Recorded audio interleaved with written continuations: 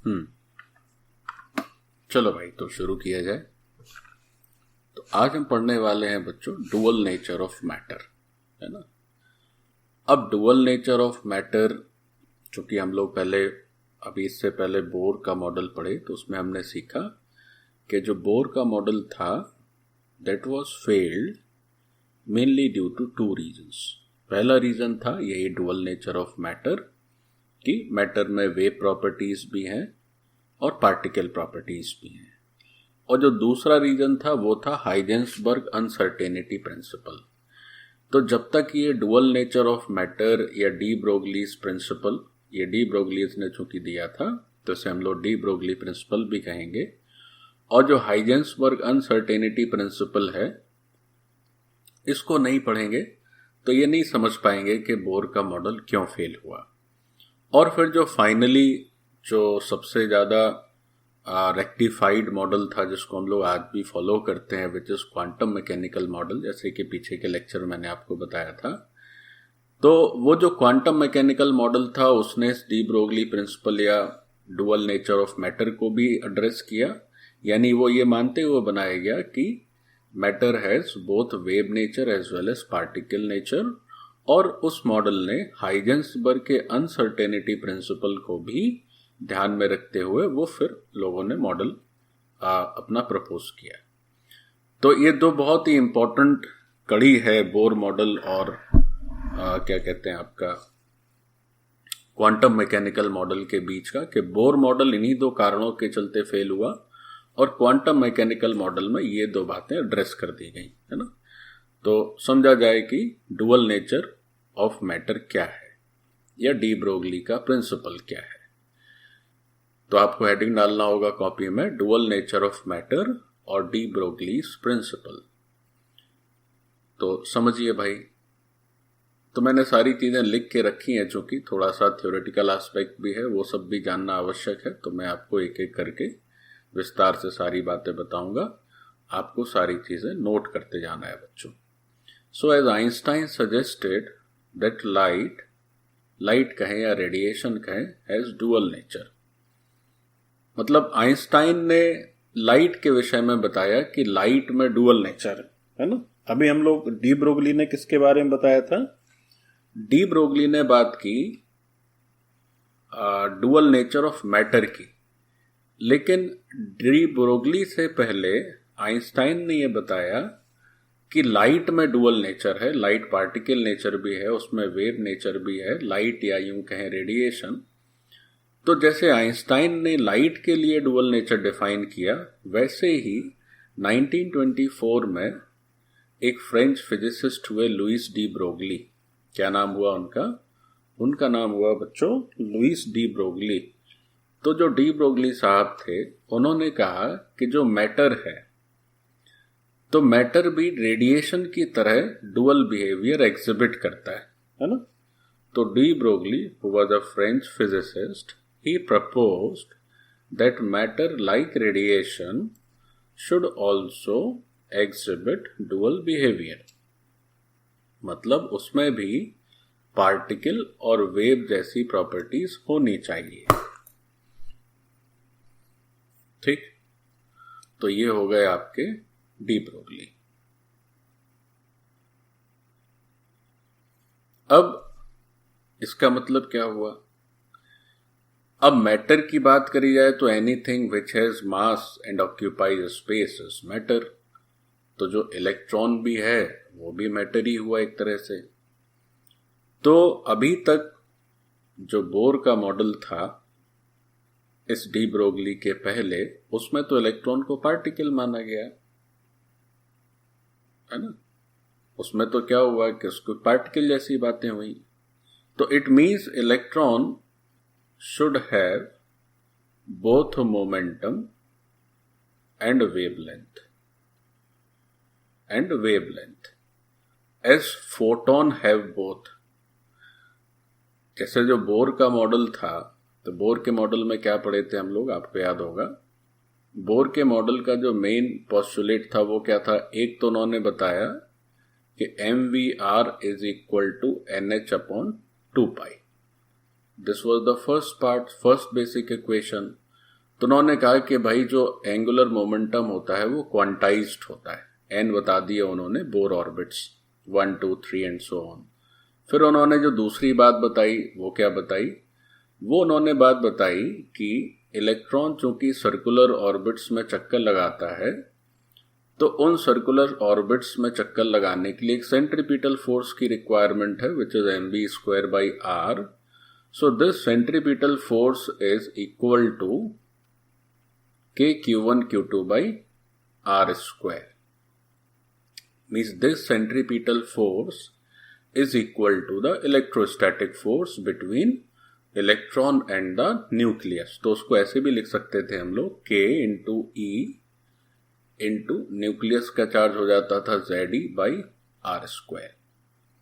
तो kZe²/r², this is equal to mv²r। These two were the mathematical principle behind Bohr's hypothesis या Bohr's model। तो इसमें कहीं पर लैम्डा का तो जिक्र आया नहीं है, वेवलेंथ जैसी बात तो हुई नहीं। उन्होंने तो सिंपल बताया कि इलेक्ट्रॉन एक m मास का पार्टिकल है जो कि v स्पीड से r अगर रेडियस है बोर ऑर्बिट का उसमें चक्कर लगा रहा है, तो वो जो एंगुलर मोमेंटम बनेगा वो h/2π के इंटीग्रल मल्टीपल के बराबर होता है। This was the first principle. और दूसरी बात उन्होंने बता दी कि चूंकि सर्कुलर ऑर्बिट में चक्कर लगा रहा है तो mv²/r क्या हो जाएगा, mv²/r उसका जो सेंट्रीपिटल फोर्स है वो इलेक्ट्रोस्टैटिक फोर्स के बराबर हो जाएगा जो कि इलेक्ट्रॉन और न्यूक्लियस के बीच में रहता है। तो ये दोनों बातें बोर ने हमें बताई।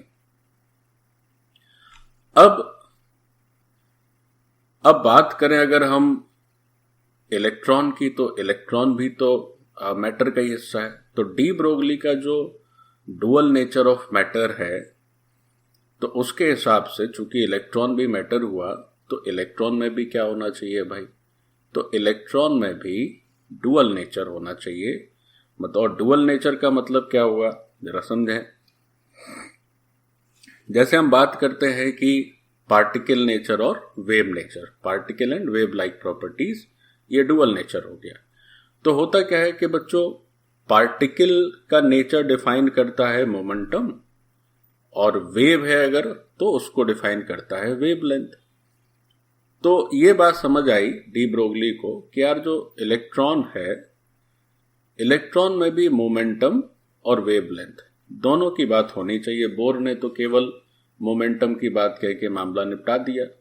जैसे कि आपको याद होगा प्लांक का जो क्वांटम मैकेनिक्स था, उस क्वांटम मैकेनिक्स में जैसे फोटोन को उन्होंने बताया कि भाई इसमें रेडिएशन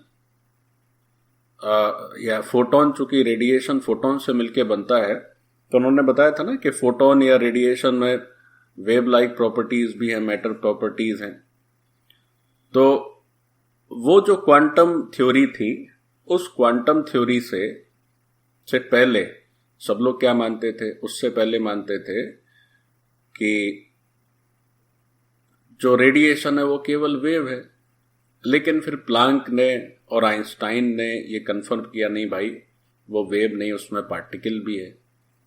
तो ऐसे ही जो बातें प्लांक और आइंस्टाइन ने रेडिएशन के संदर्भ में बात की, वही बात डी ब्रोगली ने किसी भी मैटर के संदर्भ में उसी को एक्सटेंड कर दिया।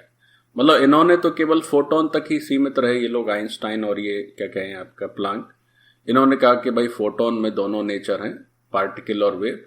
और इनसे पहले तक ये माना जाता रहा कि फोटोन की तो बात ही नहीं होती थी। यही बात होती थी कि जो रेडिएशन है बस रेडिएशन है और ये वेव है। फोटोन की बात तो फिर प्लांक ने आके बताई। तो डी ब्रोगली ने ये जो रेडिएशन के डुअल नेचर को थोड़ा सा जनरलाइज्ड करके कह दिया कि हर मैटर में ही पार्टिकल और वेव प्रॉपर्टीज दोनों ही होते हैं, केवल रेडिएशन में हो ऐसा नहीं है। सभी जो anything which is matter it has both particle and wave like properties. हम में और आप में भी वेव लाइक प्रॉपर्टीज हैं। तभी कहेंगे ये कैसे भाई, हम लोग तो सर वेव कहाँ से, हम लोग तो वेव हो ही नहीं सकते। देखिए अभी आगे आएगा, आपको समझ आएगा कि हमारे अंदर वेव लाइक प्रॉपर्टी है लेकिन वो दिखती नहीं है। क्यों नहीं दिखती है अभी थोड़ी देर में समझेंगे। ओके बच्चों, तो वही बात जो मैंने अभी बोली वो यहाँ पे लिखी हुई है कि जो मोमेंटम है that is due to particle nature and जो वेव लेंथ है that is due to the wave nature. तो पार्टिकल नेचर रहे, मतलब अगर पार्टिकल नेचर है तो मोमेंटम होना चाहिए, और वेव नेचर है तो वेव लेंथ होनी चाहिए।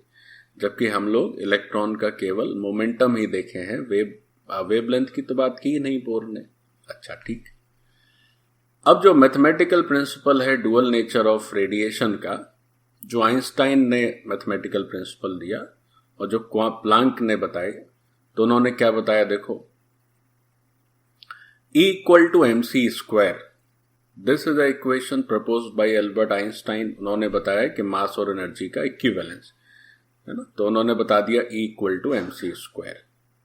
लेकिन जब प्लांक की क्वांटम थ्योरी आई, उन्होंने जब ये बताया कि भाई ये जो आपका रेडिएशन है वो छोटे छोटे एनर्जी के पैकेट से मिलके बना हुआ है, तो उन्होंने बताया कि E equal to sc by lambda, यानी कि एक क्वांटम या एक क्वांटा जो है, या क्वांटा तो फुल फॉर्म ऑफ प्लूरल हो गया, एक क्वांटम की एनर्जी sc बाई लैम्डा है, जहां लैम्डा उसका वेवलेंथ है और c speed of the light है और h हम लोगों ने सीखा प्लांक कांस्टेंट।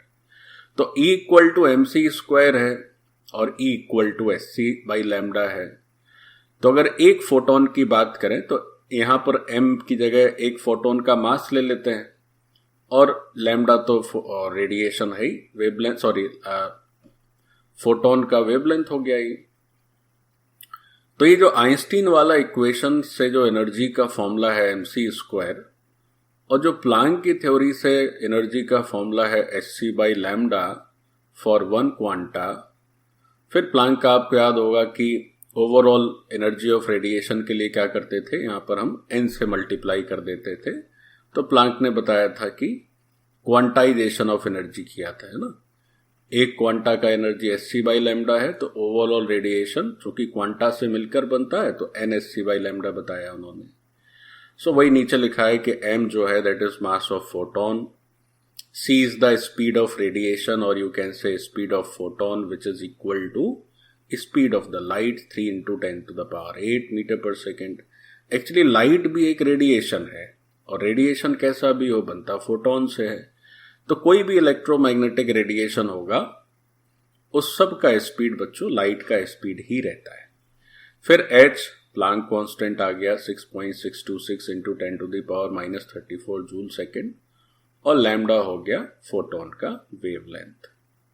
सो ये दो इक्वेशंस की मदद से ही हम लोग जो रेडिएशन का डुअल नेचर है उसका मैथमेटिकल प्रिंसिपल पाते हैं। करेंगे क्या, इन दोनों एनर्जीज को इक्विवेलेंट कर दीजिए, तो एक साइड mc स्क्वायर आ जाएगा and this is equal to sc by lambda. mc square is equal to sc by lambda. So that will be your, उससे जो रिजल्ट आएगा वो मैथमेटिकल प्रिंसिपल हो जाएगा रेडिएशन के डुअल नेचर के। ध्यान रहे अभी हम लोग रेडिएशन के डुअल नेचर का मैथमेटिकल प्रिंसिपल पढ़ेंगे, ठीक वैसा ही मैथमेटिकल प्रिंसिपल मैटर के डुअल नेचर का भी हो जाएगा which was proposed by de Broglie. इतना लिख लिए सारे बच्चे, आगे बढ़े। बहुत इंपॉर्टेंट है बच्चों ये सब चीज। कहने को तो देखो इजी है, सब कुछ इजी होता ही है अगर आप ठीक से पढ़ें और पढ़ाएं आपको। ओके, मैं आगे बढ़ रहा हूं प्यारे बच्चों, लिख लिए, done.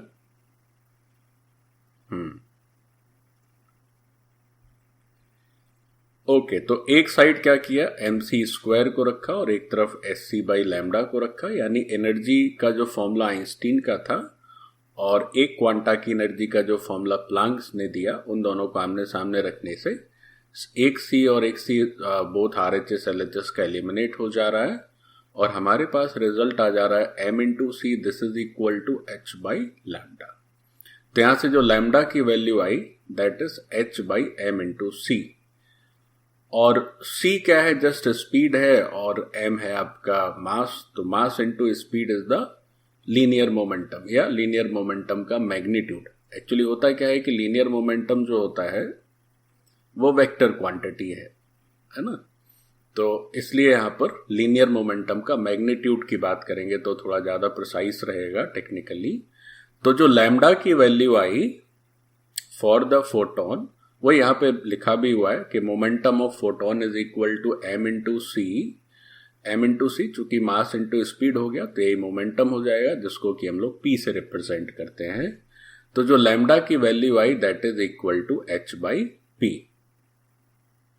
So this is the mathematical principle for the dual nature of radiation, or you can say dual nature of light. तो इस मैथमेटिकल प्रिंसिपल में हमने किन दो लोगों से मदद ली, एक तो प्लांक और दूसरे आइंस्टाइन। तो यहां से रिजल्ट आ गया lambda is equal to H by P. अब डी ब्रोगली ने क्या किया कि ये जो मास केवल फोटोन के लिए था और स्पीड चूंकि रेडिएशन की है तो स्पीड ऑफ द लाइट है ये, है ना। तो डी ब्रोगली ने बस क्या किया कि इस मास को जनरलाइज कर दिया, कोई भी ऑब्जेक्ट होगा उसका मास यहां रख देना है और वो जिस स्पीड से चले उसकी स्पीड भी यहां रख देनी है। या यूं कहे कि ये जो मोमेंटम है this is the momentum of only photon. D Broglie ने क्या किया कि अपने फोटोन को किसी भी एक ऑब्जेक्ट से रिप्लेस कर दिया, तो उसका मोमेंटम रख दीजिए, बस इतनी सी बात है और कोई फर्क नहीं है। मतलब यहां पर m इंटू वी कर दिया और m फोटोन का ना हो के जनरलाइज कर दिया। भाई फोटोन होगा तो फोटोन का मास रखिए और कोई और चीज होगी तो उसका मास रखिए, और जो होगा जो जिस स्पीड से चले उसकी स्पीड रखिए। तो इसी को जनरलाइज करके डी ब्रोगली ने अपना रिजल्ट दिया। तो देखो वो क्या आया, देखो। Now we come to the mathematical principle for dual nature of matter. अभी जो मैथमेटिकल प्रिंसिपल पढ़े that was for dual nature of radiation, specifically radiation. अब मैटर की बात आ गई तो फिर क्या हो जाएगा कि जो फॉर्मूला तो वही है, lambda is equal to H by M into C था, तो यहां पे v कर दिए, m इंटू वी भी क्या हो गया, मोमेंटम हो गया। अब ये मैटर की बात हुई तो जो m है that is mass of electron, है ना। चूंकि ये इलेक्ट्रॉन इसलिए लिखा हुआ है क्योंकि जनरली ये डुअल नेचर अप्लाई किया उन्होंने इलेक्ट्रॉन पर। वैसे कोई भी ऑब्जेक्ट होगा तो आप उसका मास रख सकते हैं, है ना। तो मास ऑफ इलेक्ट्रॉन ऑब्लिक करके लिख सकते हैं आप, mass of any object, whether large or small, anything. Then h is the Planck's constant, आप जानते ही हैं। फिर v is the speed of electron, you can say speed of any object। जिसका वेव नेचर हमें चेक करना हो, lambda check करना हो, उसका हमको मास रखना होगा, उसी की स्पीड रखनी होगी। और you can say m into V हो गया तो p, so p is momentum of electron, और you can say this is momentum of any object. किसी भी ऑब्जेक्ट के लिए ये मोमेंटम हो सकता है, ठीक। तो यहां से जो लैम्डा निकला that lambda is considered as de Broglie wavelength, है ना। वैसे लैम्डा क्या था, फोटोन का वेवलेंथ था अगर हम रेडिएशन के डुअल नेचर की बात कर रहे थे। लेकिन अब ये जो लैम्डा है वो तो एक जनरल लैम्डा है, किसी के लिए भी हो सकता है। तो फिर इस लैम्डा को बोला गया de Broglie wavelength. Okay, so this was your D Broglie wavelength.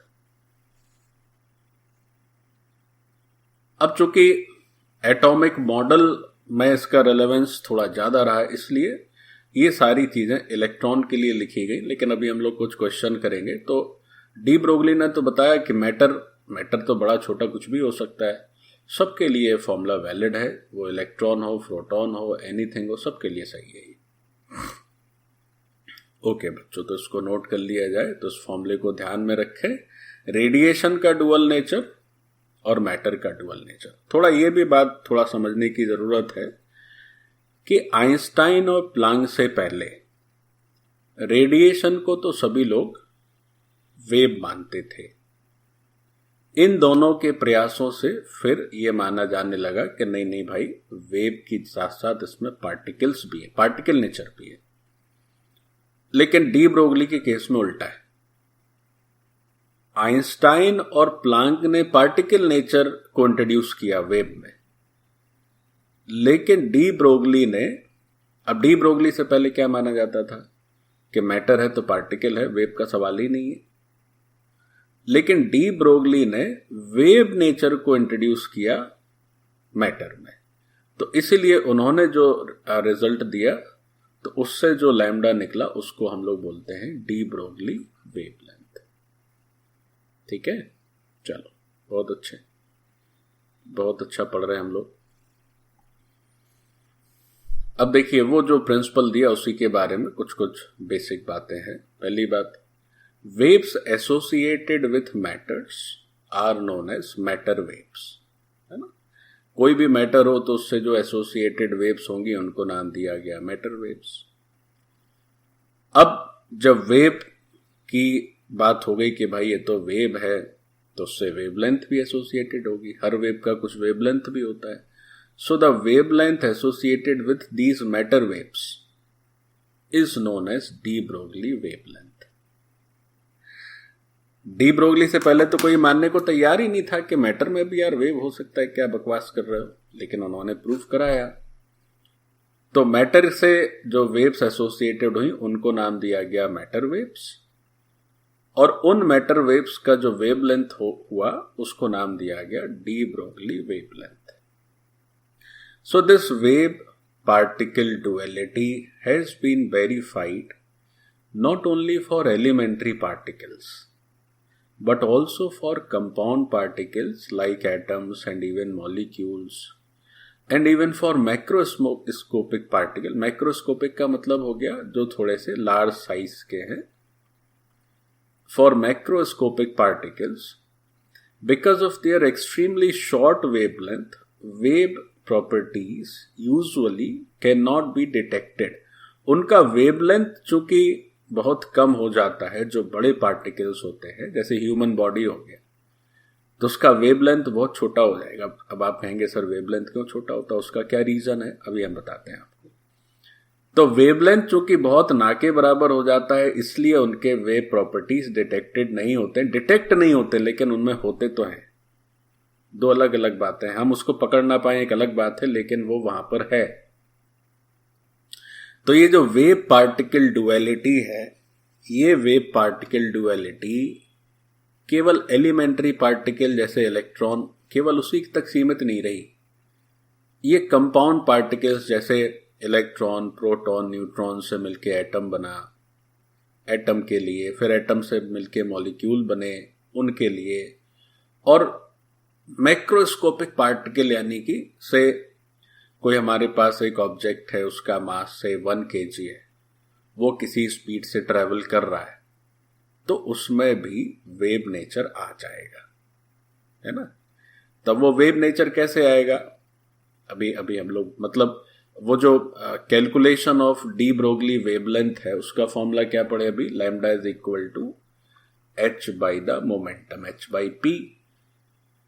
अब जो बड़े बड़े पार्टिकल होते हैं बच्चों, उनका मोमेंटम बड़ा हो जाता है क्योंकि उनका मास बहुत ज्यादा हो जाता है, तो उनका लैम्डा क्या हो जाएगा, नेग्लिजिबल हो जाएगा। लैम्डा नेग्लिजिबल हो गया, लैम्डा चूंकि वेव नेचर को दिखाता है तो वेव नेचर नेग्लिजिबल हो गया, तो हम उसको पकड़ नहीं पाते। ही मैंने आप आगे लिखा है आपके लिए, अभी आपको केवल यही तक नोट करना है। ये सब बात लिखी है कि माइक्रोस्कोपिक पार्टिकल का वेव लेंथ बहुत छोटा होता है, वेव प्रॉपर्टीज डिटेक्ट नहीं हो सकते, ये सब आगे आएगा। अभी पहले यहां तक नोट करना होगा बच्चों।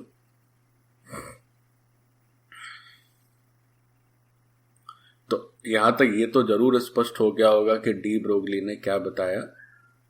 उन्होंने मैटर के लिए भी वेव पार्टिकल डुअलिटी स्टैब्लिश कर दी, जो कि उनसे पहले तक केवल पार्टिकल माना जाता था, और बोर के मॉडल में इलेक्ट्रॉन को पार्टिकल मानकर ही सारी बातें बताई गई। So this was the one of reason due to which Bohr model went wrong. Okay, We can also say कि wave particle duality is present in macroscopic world also, but we cannot see that, है ना. Macroscopic world जो हमारे आसपास का वातावरण है उसमें भी वेव पार्टिकल डुअलिटी मौजूद है, लेकिन हमें दिख नहीं रही है. So according to de Broglie, जो उनका डी ब्रोगली वेवलेंथ था, that is h by the momentum. So as we generally see bodies in our surrounding with huge mass in comparison to atomic and subatomic particles. भाई D Broglie ने चूंकि electron के बारे में तो स्पष्ट किया और फिर उन्होंने ये बताया कि सभी के लिए है, तो अब चूंकि मासेस बहुत बड़े हो जाएंगे, अब सोचिए कहाँ इलेक्ट्रॉन का मास और कहाँ हम कहें 1 kg मास, तो ये क्या हो जाएगा, जो मोमेंटम होगा वो मोमेंटम बहुत बड़ा हो जाता है. सो हाई मोमेंटम के चलते क्या होगा, अब चूंकि एच तो फिक्स हो गया, तो पी जैसे जैसे बढ़ता जाएगा वैसे वैसे क्या होगा, लैम्डा घटते जाएगा. तो बहुत एक्सट्रीमली हाई मोमेंटम के चलते जो लैम्डा है वो एकदम लो हो जाता है, नेग्लिजिबल हो जाता है, जिसके चलते जो मैक्रोस्कोपिक या हमारा जो सराउंडिंग एनवायरनमेंट है उनके ऑब्जेक्ट्स का वेव नेचर वो आइडेंटिफाई ऐसे हम लोग नहीं कर पाते. ठीक है, इसको भी नोट किया जाए बच्चों. ओके, अब उस एक क्वेश्चन हो जाए, है ना. अब हम धीमे धीमे थोड़े से एग्जांपल्स भी लेंगे. So first example, consider a ball of 1 kg travelling at a speed of 90 kilometre per hour. 90 kilometre per hour की स्पीड से चल रही है, 1 kg की बॉल है, तो उसका मास हो गया 1 kg और उसकी स्पीड हो गई 90 किलोमीटर पर आवर. तो मीटर पर सेकेंड में कन्वर्ट करने के लिए we multiply it by 5/18. So this is 25 metre पर सेकेंड. तो v इज योर 25 मीटर पर second, mass is 1 kg. So lambda is equal to h/mv. अब h क्या होता है, Planck constant. So that is 6.63 into 10 to the power -34 और m हो गया 1 kg, v हो गया 25 मीटर पर सेकेंड. सो ओवरऑल जब आपने सॉल्व किया तो सॉल्व करने से इतने मीटर आया. अब सोचो 10 टू द पावर -34 मीटर या 10 टू द पावर -24 एंगस्ट्रॉम, तो बहुत कम हो गया ना ये. अब नीचे वही अगर क्या हो, इलेक्ट्रॉन का मास हो या किसी छोटे प्रोटॉन का मास हो, तो 10 टू द पावर -27 इस तरह से आ जाएंगे, तो क्या हो जाएगा, फिर भी थोड़ा सा सिग्निफिकेंट आंसर आ जाएगा, से 10-20 एंगस्ट्रॉम या 30, मतलब कुछ ऐसे एंगस्ट्रॉम.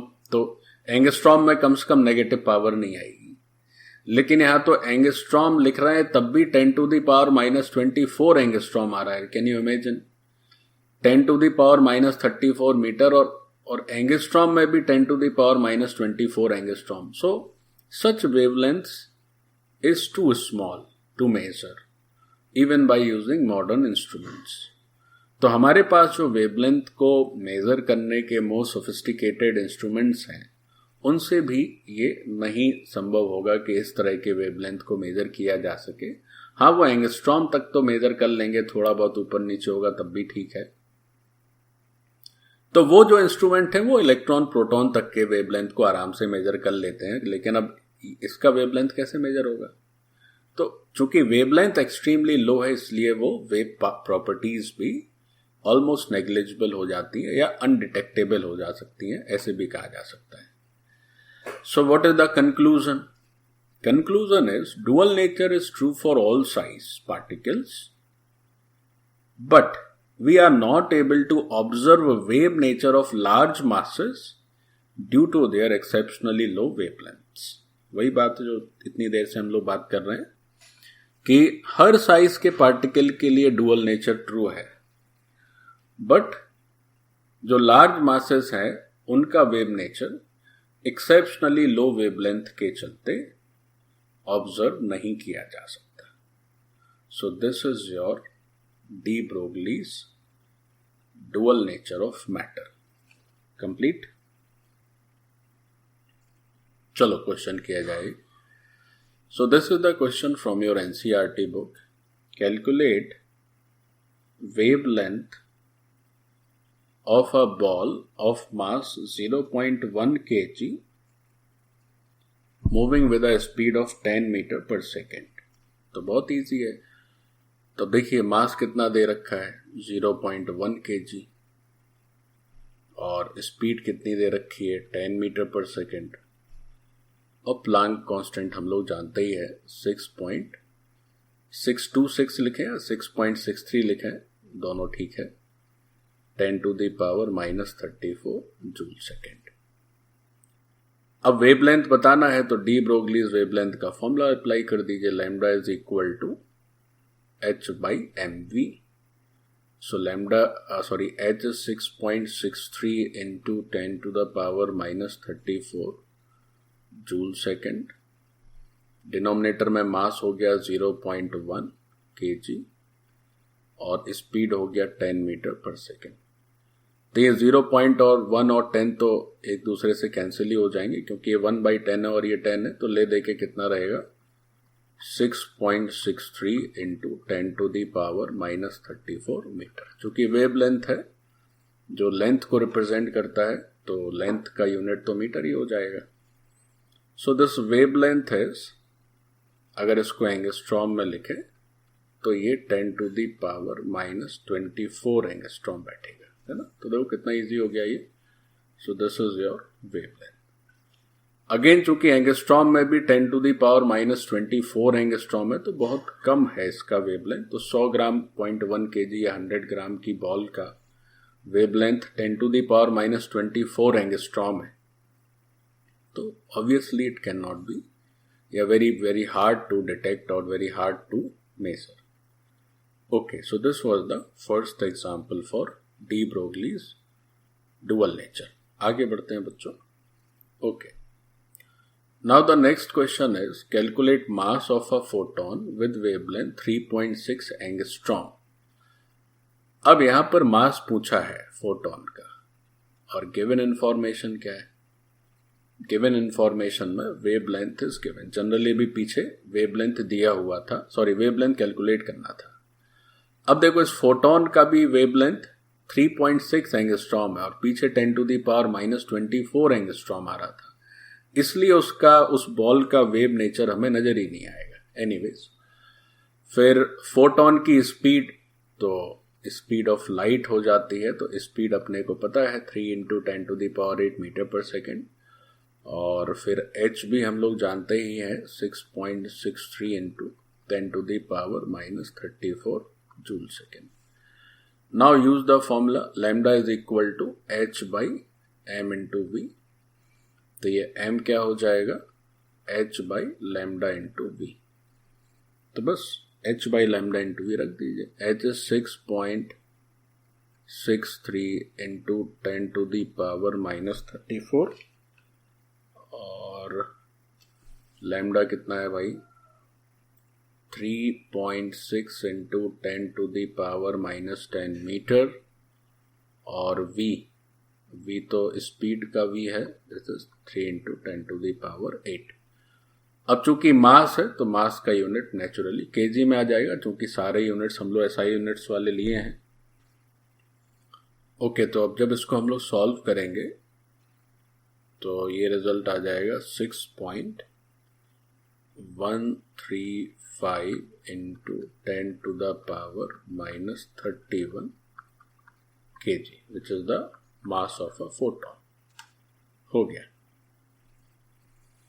आगे बढ़ते हैं बच्चों। अब देखिए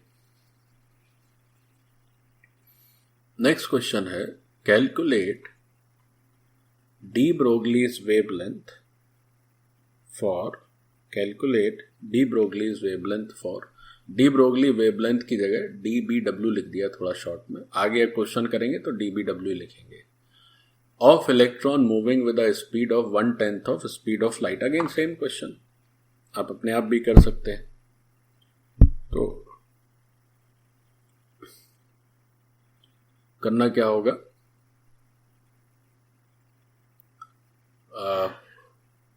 लैम्डा बताना है अपने को और मास इलेक्ट्रॉन का हो जाएगा 9.1 into 10 to the power -31 kg। फिर जो स्पीड है that speed is 1/10 of speed of light, so this is 3 into 10 to the power 7. वैसे 10 to the power 8 होता है, 1/10 से मल्टीप्लाई कर दोगे तो इतना रह जाएगा। और h है 6.63 into 10 to the power -34 joule second, और we want to get the lambda. So lambda is equal to h by mv. So h is 6.63 into 10 to the power -34. M is 9.1 into 10 to the power -31. And v is 3 into 10 to the power 7. So now you calculate and get the answer. तो ये जो भी आएगा आप लोग अपने आप calculate कर लेंगे। सो this is the D Broglie's wavelength of an electron which is moving with this speed. ठीक, अब स्पीड चेंज करेंगे तो इलेक्ट्रॉन का क्या होगा, वेवलेंथ भी चेंज हो जाएगा, क्योंकि h और m तो कांस्टेंट ही हो गया इलेक्ट्रॉन के केस में। So as you change the speed its wavelength will change. Higher the speed, lower the wavelength. Okay, चलो तो अभी जो क्वेश्चन किए अब थोड़ा सा एक और उसमें वेरिएशन कर लेते हैं। कई बार क्या होता है कि जिस पार्टिकल की वेवलेंथ अपने को बतानी रहती है उसका स्पीड ना देके काइनेटिक एनर्जी दिया रहता है। So now we will study calculation of de Broglie's wavelength using kinetic energy. यानी अभी जो डी ब्रोगली का फॉर्मूला हम लोग पढ़ते चले आ रहे हैं, lambda is equal to h by M into v, ये तो तभी बता सकते हो जब स्पीड आपको पता हो। तो वैसे तो आप काइनेटिक एनर्जी चूंकि हाफ mv² होता है तो यहां से v कैलकुलेट करके यहां रिप्लेस कर सकते हैं, बट एक डायरेक्ट फॉर्मूला याद रखिए जिसमें आप सीधा काइनेटिक एनर्जी का यूज कर पाए, v को अलग से कैलकुलेट करने की जरूरत ना पड़े। तो वो क्या फॉर्मूला है देखो। तो सबसे पहले तो v की वैल्यू देखो, तो v कितना हो जाएगा, क्योंकि k is equal to half mv² है तो v² हो जाएगा 2ke बाई m और उसका रूट, तो करेंगे तो v आ गया, यानी स्पीड आ गई। अब उस v को इस फॉर्मूले में रख देना है, मतलब जो काम आप खुद से करके मैथमेटिकली करेंगे वो सब किया कराया रेडीमेड आप याद रखिए कि क्या आपको रिजल्ट यूज करना है। तो सबसे पहला काम तो काइनेटिक एनर्जी दी हुई है तो स्पीड ही निकालनी है, तो वो स्पीड हो गई √ke बाई m। फिर जो स्पीड आई उसको इस लैम्डा के फॉर्मूले में इंसर्ट कर देना है, तो h बाई m और v की जगह कितना हो गया √ke बाई m। तो एक m बाहर है, एक m रूट के अंदर है, तो √m के जो m है वो रूट के अंदर चला आएगा। So this lambda is equal to h by divided h by √2 तो आ गया और m इंटू के, है ना। तो आप इस फॉर्मूले का अगर इसको डायरेक्ट अगर याद रखते हैं तो आपको ये जो पहले और दूसरे स्टेप है इनको खुद से मैथमेटिकली करने की जरूरत नहीं है। You use the formula directly कि lambda is equal to h by √2 m ke। के की जगह के की वैल्यू रखना है, m जो भी होगा रखना है, h आप जानते हैं, विल गेट लैम्डा। तो काइनेटिक एनर्जी के टर्म्स में भी डी ब्रोगली वेवलेंथ कैसे कैलकुलेट होती है, प्लीज रिमेंबर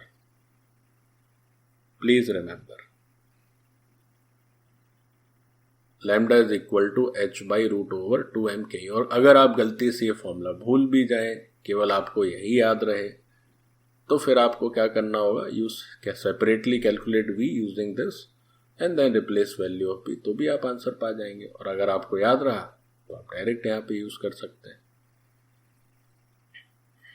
अगेन आपकी एनसीईआरटी बुक का क्वेश्चन है, क्या लिखा हुआ है, एक इलेक्ट्रॉन का मास पता है, नहीं भी दिया रहता तो भी हम जानते हैं, और इसकी काइनेटिक एनर्जी देखो अब दे दी और वेवलेंथ पूछा है। तो क्या फॉर्मूला पढ़े थे एक बार फिर से देख लो। काइनेटिक एनर्जी के टर्म्स में it's formula is h by √2 m ke, है ना, h बाई √2 m ke। तो देखिए क्या होगा, let us solve solution. m दे रखा है 9.1 इंटू 10⁻⁻31 kg और k दे रखी है 3.0 इंटू 10⁻⁻25 जूल। तो वेव लेंथ का formula h/√2m into k। Just replace the values। 6.63 into 10⁻⁻34 denominator में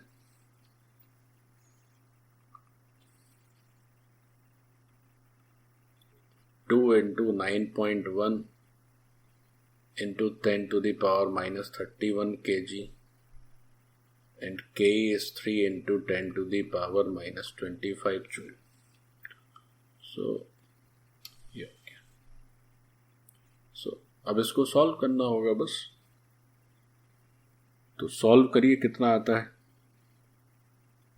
जहां तक मेरे पास इसका सॉल्यूशन है, so it is coming like, but आप लोग जरा चेक कर लीजिए, कैलकुलेशन में कोई गड़बड़ी भी हो सकती है। तो मेरे पास जो सॉल्ट है वो इतना रिजल्ट दे रहा है। तो अगर इसको एंगस्ट्रॉम में कन्वर्ट कर देंगे तो 8967 एंगस्ट्रॉम लिखा जाएगा। But you please calculate yourself to verify it, calculations में बी रॉन्ग ऑल्सो। इसको एक बार देख लेना है, बट कैलकुलेशन उतना इंपॉर्टेंट नहीं है, वो तो आप खुद से कर ही लेंगे। हो सकता है थोड़ा बहुत इधर उधर हो जाए, बट मेन है कि ये फॉर्मूला आपको याद रहना चाहिए, h/√2m/k। तो आपको जो एक स्टेप एटलीस्ट बचेगा, जो आप v अलग से कैलकुलेट करके फिर फॉर्मूला अप्लाई करेंगे, उससे कम से कम आपको राहत मिलेगी। नेक्स्ट क्वेश्चन पूछा है, calculate ratio of wavelengths of alpha particle and proton. Alpha particle और प्रोटॉन की वेवलेंथ को का रेशियो कंपेयर करिए, या रेशियो बताइए, और उनका के का रेशियो दिया हुआ है। तो देखो बहुत इजी, कैसे होगा समझिए। इसका सॉल्यूशन देखो, एक है अपना प्रोटॉन और एक है अल्फा पार्टिकल। तो इन दोनों के बीच में अगर मास की बात करें तो अल्फा पार्टिकल का मतलब क्या हो जाता है, alpha particle is nucleus of helium. तो उसमें क्या हो जाता है कि भैया 2 प्रोटॉन और 2 न्यूट्रॉन्स रहते हैं। तो न्यूट्रॉन प्रोटॉन का मास लगभग अगर हम सेम मान के चलें, तो अगर प्रोटॉन का मास m लिखते हैं तो अल्फा पार्टिकल का मास 4m हो जाएगा। होगा कि नहीं, क्योंकि हीलियम के न्यूक्लियस में क्या होंगे, 2 प्रोटॉन्स एंड 2 न्यूट्रॉन्स, और यहां तो एक ही प्रोटॉन है। अच्छा, दूसरी बात क्या है, काइनेटिक एनर्जी ऑफ क्या लिखा है, alpha particle and proton ratio of K is 1:4। तो के अल्फा और K proton, this is given as 1:4। This part is given, this is given. हमें क्या चाहिए, रेशियो ऑफ वेवलेंथ। देखो बहुत इजी, कैसे, लैम्डा का फॉर्मूला क्या पढ़े भाई, h/2mk। ठीक, तो अगर हम लैम्डा प्रोटॉन या अल्फा को चलो ऊपर लिख लेते हैं, lambda alpha by lambda proton चाहते हैं तो क्या करना होगा। आप ऐसे भी कह सकते हो कि भाई ये जो लैम्डा है सर, चूंकि h तो कांस्टेंट ही हो जाता है, √2 भी कांस्टेंट हो जाता है, तो इनडायरेक्टली प्रोपोर्शनल हो जाएगा √m into के। तो अल्फा ऊपर है यहां पे लैम्डा में, तो ये रिजल्ट आ जाएगा आपका m proton into K proton और नीचे हो जाएगा m alpha into K alpha. So the ratio is root over. अब m प्रोटॉन की जगह क्या लिखोगे, m लिखोगे, m अल्फा की जगह 4m लिखना होगा अपने को, और अल्फा इज टू प्रोटॉन की काइनेटिक एनर्जी है 1:4, तो ये 4:1 हो गया. भाई यहाँ प्रोटॉन ऊपर हो गया, अल्फा नीचे हो गया, कितना सुंदर हो गया. तो 1:1 का रेशियो आ गया. मतलब यहां पर lambda alpha is equal to lambda proton. तो मुझे लग रहा है थोड़ा ये क्वेश्चन ऐसे नहीं होना चाहिए. रेशियो ऑफ काइनेटिक एनर्जी, चूंकि दोनों का वेवलेंथ बराबर नहीं आएगा, तो ये इस तरह से होना चाहिए था कि इसको ऐसे लिख लेते हैं. नहीं आ सकता है, वो डिपेंड करता है कि सही है, कोई गड़बड़ी नहीं. अब अगर मान लीजिए ऐसा हो जाए, कैसा हो जाए, ये 4:1 हो जाए, तो अगर ये 4:1 हो जाएगा तो यहां पे क्या हो जाएगा 1:4, तो 1/16 आ जाएगा, तो 1:4 आंसर आ जाएगा. तो वो डिपेंड करता है कि काइनेटिक एनर्जी का रेशियो किस तरह से दिया है. Accordingly we will get the answer. भाई स्पीड तो आप अलग अलग तरीके से चेंज कर ही सकते हैं, तो काइनेटिक एनर्जी का रेशियो कुछ भी हो सकता है. That is up to the given information. अब डी ब्रोगली की वेवलेंथ का एक और variation in terms of potential difference. एक तो नॉर्मल फॉर्मूला पढ़े जो कि था h/m इंटू वी. एक दूसरा फॉर्मूला पढ़ लिए विच वॉज h/2m ke. अब पोटेंशियल डिफरेंस के टर्म्स में भी समझ लीजिए. सो इसको हेडिंग डालेंगे और उसमें लिखेंगे if a charge particle having charge q coulomb is accelerated through potential difference v volts from rest, then it will attain a kinetic energy is equal to q into v joules. मतलब क्या लिखा हुआ है, अगर कोई charge particle जिसका charge q coulombs है और उसको रेस्ट से एक्सिलरेट किया जाए through a potential difference of v volts, तो it will attain a kinetic energy of Q into we joules, है ना. अब ये Q इंटू वी कैसे आता है, तो वर्क डन होता है charge into potential Q into v, तो वही वर्क डन काइनेटिक एनर्जी के फॉर्म में दिखता है हमें. सो आपको याद रखना है. और ज्यादा डिटेल में ये Q इंटू वी क्या है, पोटेंशियल डिफरेंस का मतलब क्या है, that is the part of electrostatics. अभी आप केवल इतना याद रखिए कि अगर कोई चार्ज जिसका चार्ज Q कूलम है रेस्ट में है और फिर उसको एक्सिलरेट किया जाए through a potential difference v volts, तो उसकी kinetic energy Q into we joules हो जाती है. तो बस करना कुछ नहीं है, जो काइनेटिक एनर्जी लिखी थी जिस फॉर्मूले में, उस फॉर्मूले में काइनेटिक एनर्जी की जगह Q इंटू वी रख देना है. हो गया.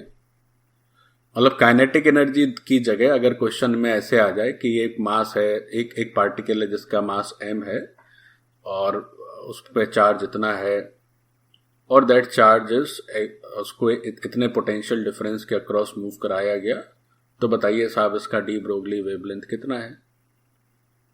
तो बस आप के की जगह Q इंटू वी लिख दीजिए, हो गया काम. नोट करिए इसको. इस पर भी एक दो क्वेश्चन कर लेते हैं हम लोग. कोई विशेष नहीं, एकदम आसान सी चीज है.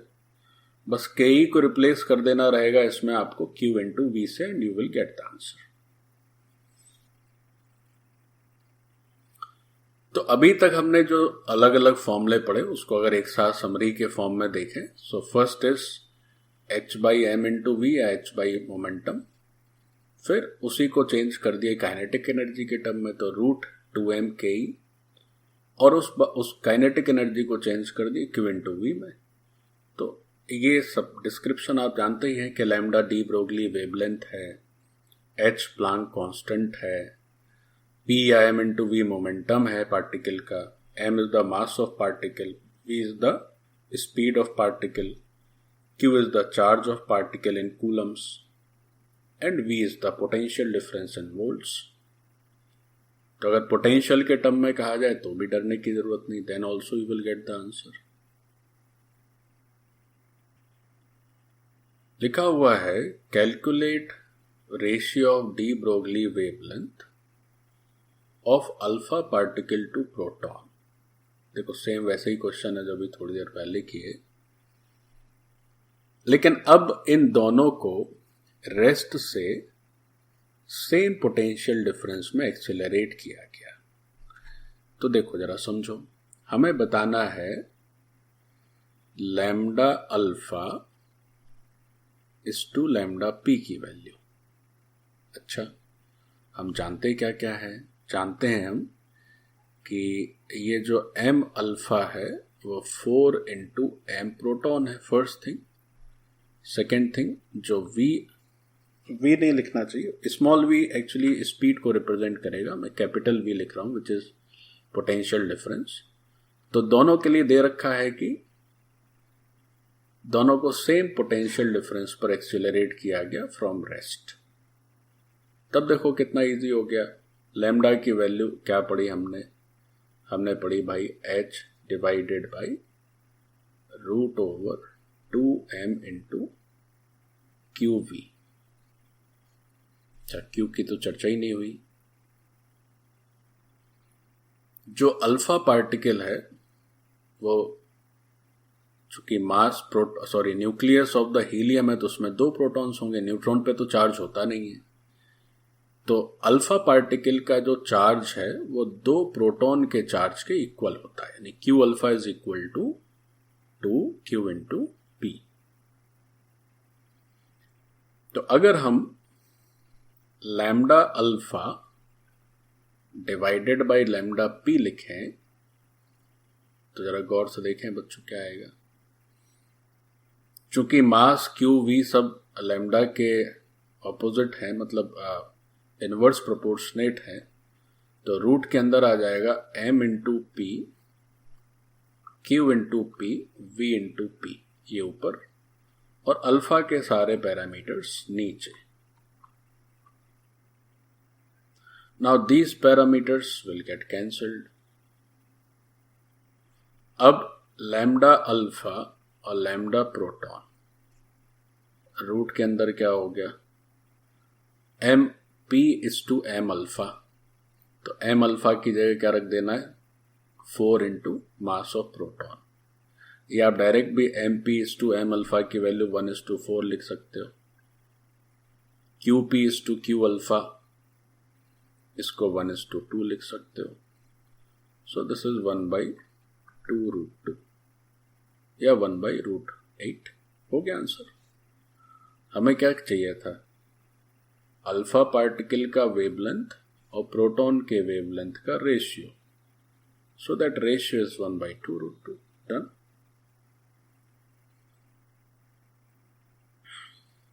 प्लीज नोट किया जाए। तो ये जो अभी आखिरी में हमने फॉर्मूला पढ़ा डी ब्रोगली का, उसको कैसे क्वेश्चन में अप्लाई करना है ये भी देख लिए।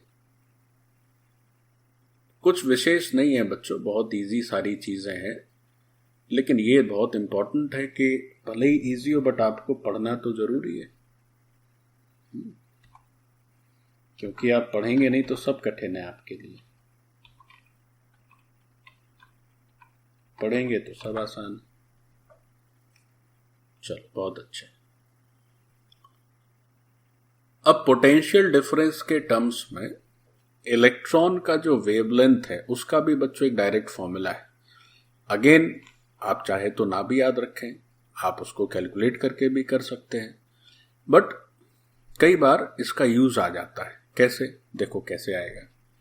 से किसी स्टूडेंट को ये फॉर्मूला याद है, जैसे ये पहले तो फॉर्मूले पे डायरेक्ट आते हैं, कैसे कैलकुलेट कर रहे हैं अभी हम बताते हैं आपको।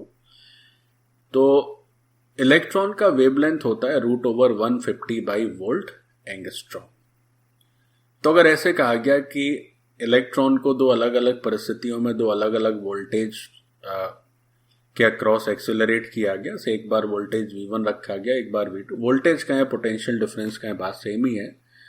फिर पूछा जाए बताओ भाई दोनों परिस्थितियों में इलेक्ट्रॉन की वेवलेंथ का रेशियो, तो एक तो तरीका है कि आप पूरा लिखें, सॉल्व करें, और एक बार डायरेक्ट इसको याद रखें कि lambda for electron is √150/V angstrom, that's it.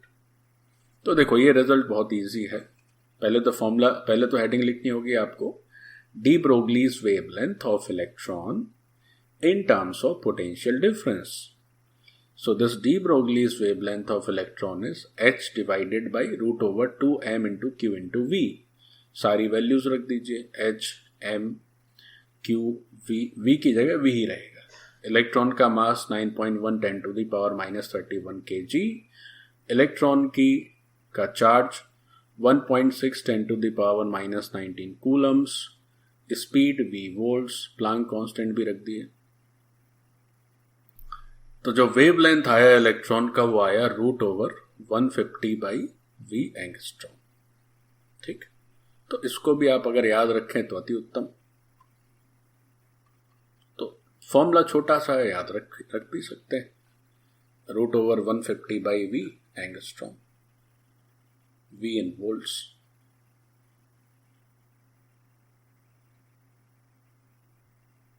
Calculate de Broglie's wavelength of an electron which is accelerated from rest through a potential difference of 1.5 volt। अब देखो जिसको याद है उसका कितना बल्ले बल्ले है, वो सीधा लैम्डा इलेक्ट्रॉन का फॉर्मूला क्या लिखेगा, √150/V एंगस्ट्रॉम। बस हो गया उसका काम। और जिसको याद नहीं है वो तो पहले यहीं पहुंचने में आधी उसकी एनर्जी वेस्ट हो जाएगी। अभी पता है 1.5 एंगस्ट्रॉम। यू जस्ट सॉल्व, इसको बस सॉल्व कर लीजिए, आंसर हो गया ये।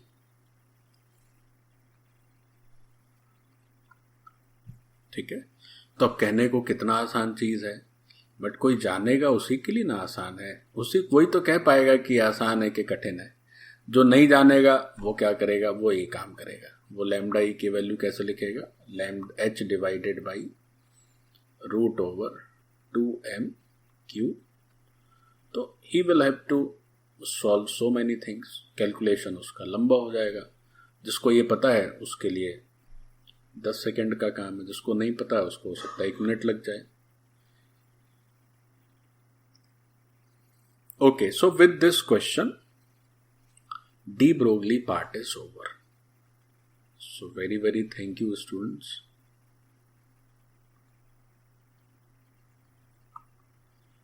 अब इसके बाद वाले लेक्चर में अपने को करना है हाइजेंसबर्ग अनसर्टेनिटी प्रिंसिपल। ये दो complete, then we will move to the quantum mechanical model. Okay बच्चों, थैंक यू।